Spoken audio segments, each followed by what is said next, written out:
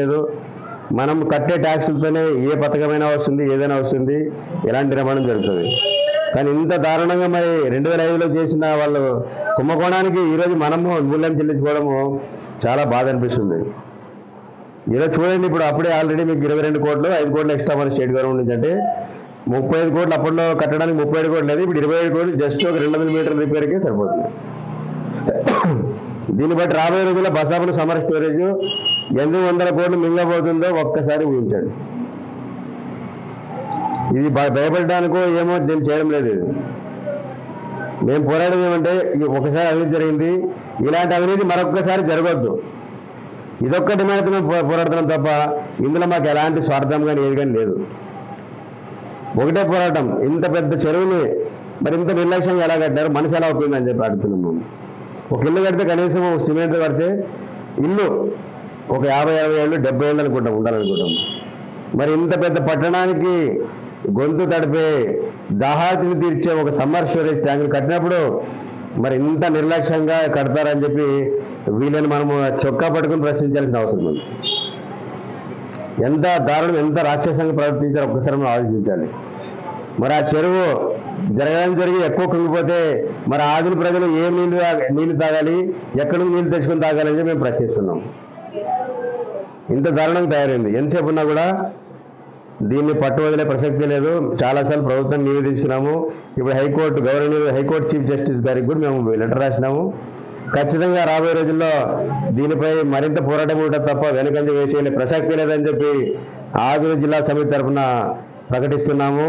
ఎందుకంటే ఈరోజు చూసినట్లయితే ఈ కుంభకోణాలకి అంతు లేదు. ఆదిలాబాద్లో భూకుంభకోణాలు ఒక రేంజ్లో ఉన్నాయి. చాలా రకాల నాశకం రోడ్లు వేస్తున్నారు. కొన్ని చోట్ల రోడ్డుపై మట్టి కూడా అంత ఘోరంగా పరిస్థితి.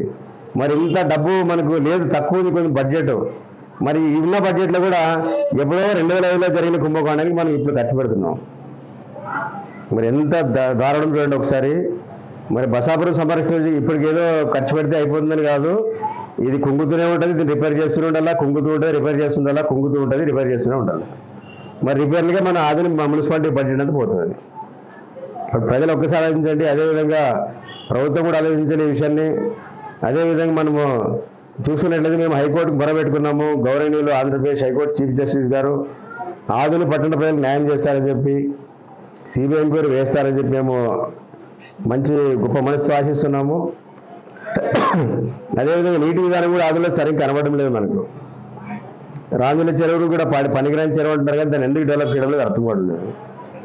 దాన్ని హుస్సేన్ సాగర్ కింద మురికి కూపంగా మార్చే ప్రయత్నం చేస్తున్నారు. ఇది చాలా దారుణము. ఖచ్చితంగా రాబోయే రోజుల్లో మూల్యం చెల్లించుకోవాల్సి వస్తాయని చెప్పి పాలకులు హెచ్చరిస్తున్నాం.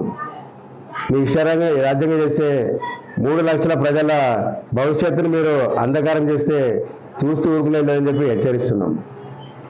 కాబట్టి ఖచ్చితంగా బసాపురం సమ్మర్ స్టోరేజ్ ట్యాంక్ 2005లో కట్టబడింది.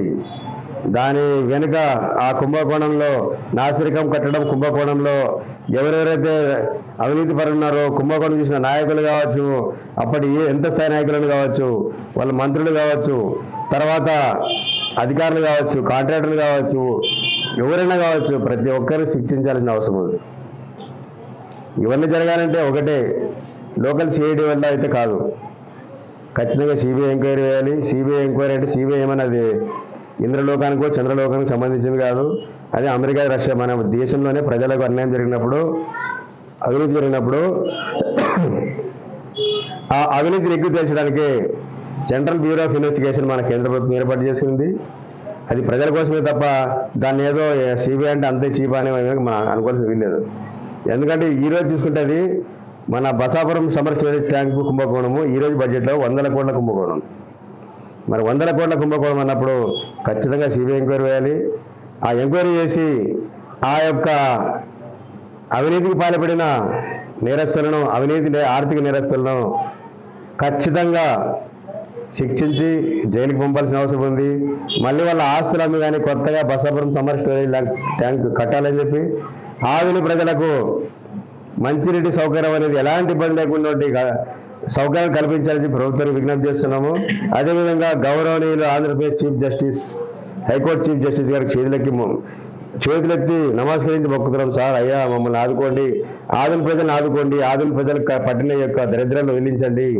ఖచ్చితంగా సిబిఐ ఎంక్వైరీ చేసినట్లయితే చాలామంది అవినీతిపరమైన నాయకులు అధికారులు కాంట్రాక్టులు జరిగిపోతారు కాబట్టి ఆదుని ప్రక్షాళన అవుతుంది. రాబోయే రోజుల్లో ఆదుల్లో అవినీతి పాల్పడడానికి వడుగుడు పుట్టే విధంగా ఈ యొక్క శిక్ష ఉండాలని చెప్పి కోరుకుంటూ సెలవు తీసుకుంటాను. ధన్యవాదాలు. నా పేరు నూర్ అహ్మద్, ఆదిని జిల్లా సమితి వ్యవస్థాపక అధ్యక్షుడు. ఆదుని పట్టణానికి ప్రధాన నీటి వనరు అయినటువంటి బసాపురం సమ్మర్ స్టోరేజ్ ట్యాంక్ నాసిరకం నిర్మాణానికి సంబంధించి దాని కుంగుబాటుకు సంబంధించి సిబిఐ విచారణ జరపాలని చెప్పి ఆదిని జిల్లా సమితి తరఫున ఆంధ్రప్రదేశ్ హైకోర్టు చీఫ్ జస్టిస్ గౌరవనీయులు వారికి ఆదిని జిల్లా సమితి తరఫున ఫిర్యాదు చేయడం జరిగింది. ఈ యొక్క బసాపురం సమ్మర్ స్టోరేజ్ ట్యాంక్ కుంభకోణం సంబంధించి అన్ని వివరాలు జతపరుస్తూ దాని నిర్మాణ వ్యయము, కాంట్రాక్టు ఎలా కుంగిపోయింది ఆ విషయాలను తెలుపుతూ అదేవిధంగా ఫోటోలు జతపరిచి దీనిపై సమగ్ర విచారణ ఎందుకు అవసరమో మొత్తం వారి కూలంకషంగా వివరిస్తూ సిబిఐ విచారణ కోరుతూ గౌరవనీయులు ఆంధ్రప్రదేశ్ హైకోర్టు చీఫ్ జస్టిస్ గారికి ఫిర్యాదు చేయడం జరిగింది. ఆదిని జిల్లా సమితి తరఫున ఖచ్చితంగా వారు ఈ విషయంపై సీరియస్ తీసుకొని సిబిఐ ఎంక్వైరీ చేస్తారని చెప్పి ఈ యొక్క బసాపురం సమ్మర్ స్టోరేజ్ ట్యాంక్లో ఎవరైతే పంది కుక్కల్లా డబ్బులు వేసినారో, ఎవరైతే ఈ యొక్క అవినీతికి పాల్పడి ఈ యొక్క గొప్ప కట్టడాన్ని ఎలా నాశనంగా కట్టారు, ఎలా ఆదుని భవిష్యత్తును ప్రమాదంలో పడేశారు, ఏమాత్రం మింగారు, ఏమాత్రం వాళ్ళు మిగిలించుకున్నారు, ఎలా ఆదుని ప్రజల నోట్లో మట్టి కొడుతున్నారని చెప్పే విషయాలన్నీ సిబిఐ ఎంక్వైరీ వేస్తే తెలుస్తుంది. కాబట్టి ఖచ్చితంగా సిబిఐ ఎంక్వైరీ వేస్తారని చెప్పి మేము ఆశాభావం వ్యక్తం చేస్తున్నాము. ముఖ్యంగా 2003 చివరిలో అప్పుడు టీడీపీ ప్రభుత్వం ఉన్నది, చంద్రబాబు నాయుడు గారు సీఎంగా ఉన్నారు. ఆయన అప్పుడు 37.75 కోట్లు అంటే 37,75,00,000 మన ఆదిని పట్టణానికి త్రాగునీటి వనరు రామజల మాత్రం సరిపోదు, ఇంకో ట్యాంక్ కట్టాలని చెప్పి బసాపురం వద్ద సమ్మర్ స్టోరేజ్ కట్టడానికి చంద్రబాబు నాయుడు గారు అప్పట్లో నిధులు విడుదల చేసినారు. తర్వాత సరిగ్గా ఒక 10 నెలలకి 2004లో వైఎస్ రాజశేఖర రెడ్డి గారు కాంగ్రెస్ ముఖ్యమంత్రిగా అధికారంలోకి వచ్చారు. మరి ఆదూరులో ఎమ్మెల్యే గారు సాహెబ్ రెడ్డి గారు ఎమ్మెల్యే అయినారు.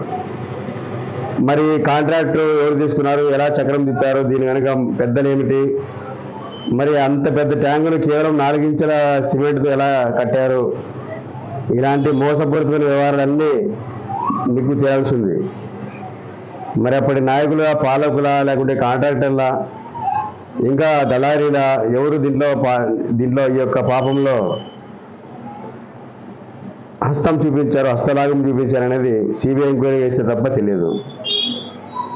అందుకే ఖచ్చితంగా ఇంతకుముందు మరి స్థానిక IAS sub collector Abhishek Kumar గారికి ఒక 5 నెలల క్రితమే ఫిర్యాదు చేసినా ఆయన పట్టించుకునే పాపాన పోలేదు.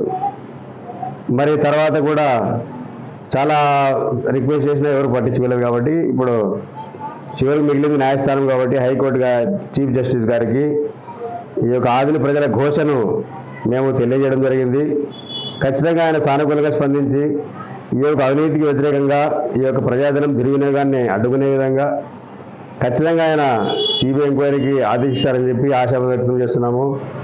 ఎందుకంటే ఇప్పుడు చూసినట్లయితే ఇప్పటికే 200 మీటర్లు కుంగిపోయింది 2 చోట్ల, తూర్పు వైపు మరియు దక్షిణం వైపు.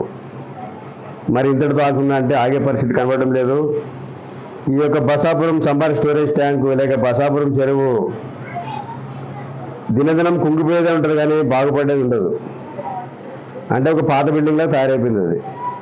మరి తరతరాలు ఉండాల్సినటువంటి ఈ యొక్క చెరువు కేవలం 15 ఏళ్లకే మరి 100 ఏళ్ళ ఆయుష్ నిన్నాయని చెప్పి మేము బాధపడుతున్నాము.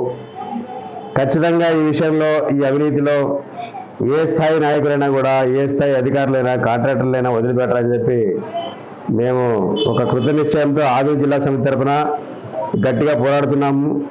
దీనికి ప్రజల మద్దతు, నైతిక మద్దతు ఉంది, ప్రజల మద్దతు ఉంది, మీడియా కూడా బాగానే మద్దతు చేస్తుంది. కాబట్టి ఖచ్చితంగా ప్రభుత్వం కూడా దృష్టి సారించి ఒకరిని కాపాడడానికి అన్నట్టు కాకున్నట్ల ప్రభుత్వం కూడా ఈ విషయంలో సీరియస్గా ఉండాలని చెప్పి, ఎందుకంటే ఇప్పుడు ఎమ్మెల్యే క్యాండిడేట్స్ ఏం కరువు లేదు ప్రభుత్వానికి. అధికారులు కరువు లేదు, కాంట్రాక్టులు కరువు లేదు. కాబట్టి ఎవరిని కాపాడాల్సిన కర్మ ప్రభుత్వాలకు ఉండదు. కాబట్టి ఖచ్చితంగా ఈ యొక్క భారీ కుంభకోణంలో పాత్రధారుల్ని జైలుకి పంపించాలని చెప్పి వారితో మళ్ళీ కొత్త చెరువు కట్టించి వాళ్ళ ఆస్తులు అమ్మైనా సరే కొత్త చెరువు కట్టించాలని చెప్పి డిమాండ్ చేస్తున్నాము. ఇప్పుడు బసాపురం సమ్మర్ స్టోరేజ్ ఈరోజు 200 మీటర్లో కుంగిపోయింది, 2 చోట్ల కుంగిపోయింది. మరి అన్ని చోట్ల నిదానంగా కుంగిపోయే పరిస్థితి ఉంటుంది. ఎందుకంటే మొత్తం ఒకటే కట్టడం కాబట్టి ఒక్కో చోట అలా కుంగుతూనే ఉంటుంది అనమాట.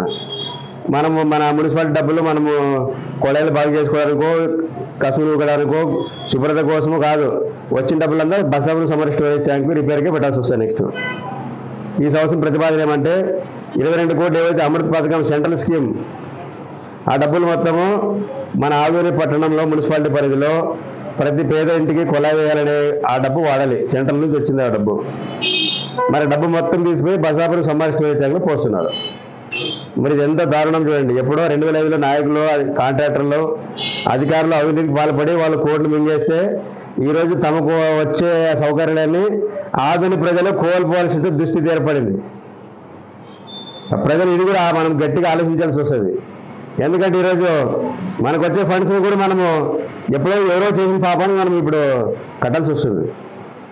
మరి ఇప్పటికీ ఈ సమ్మర్ స్టోరేజ్ ట్యాంక్ ఇప్పటికి అయిపోయింది అనుకోదండి. ఈ సినిమా స్టార్టింగ్ పార్ట్ 1 పార్ట్ 2 మాదిరి నడుస్తూనే ఉంటుంది. బాహుబలికి 2 పార్ట్సే కానీ ఈ బసాపురం సమ్మర్ స్టోరేజ్కి 2 పార్ట్స్ కాదు, ఒక 20-30 పార్ట్స్ ఉండొచ్చు. ప్రతి సంవత్సరం కుంగుతుంది, ప్రతి సంవత్సరం కోట్ల రూపాయలు తీసుకొని చెరువులో పడేయాలి.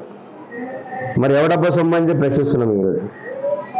ఎంత దారుణం అంటే, అసలు ఎంత ఘోరం అంటే, వాళ్ళు ఎవరో అవినీతి పాల్పడితే 2005లో, ఈరోజు మనం 2023లో మనకు వచ్చే బడ్జెట్ని కూడా మనము త్యాగం చేయాల్సి వస్తుంది. అసలే అప్పుల్లో ఉన్న రాష్ట్రం, అప్పుల్లో ఉన్న దేశం. మరి యొక్క అవినీతి కుంభకర్ణుల పొట్టనివ్వడానికి మన బతుకులు, మన ట్యాక్స్ అమౌంట్ అన్నింటిలో చాలా ఘోరంగా తయారైపోయింది. కాబట్టి ప్రజలు కూడా ఆలోచించాలి. ఈ యొక్క అవినీతి పైన ఎలాంటి రాజీ